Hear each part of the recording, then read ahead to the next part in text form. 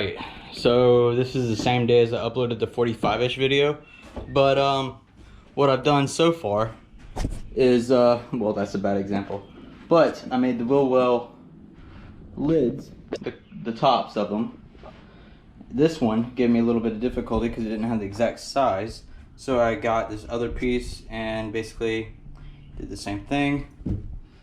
So that's fine, and I'm gonna put some straps, well, screw some straps into it so it's not an issue later on.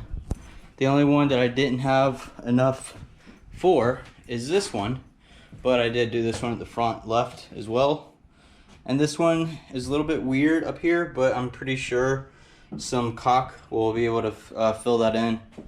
So yeah, this is good. It's not even screwed in or anything.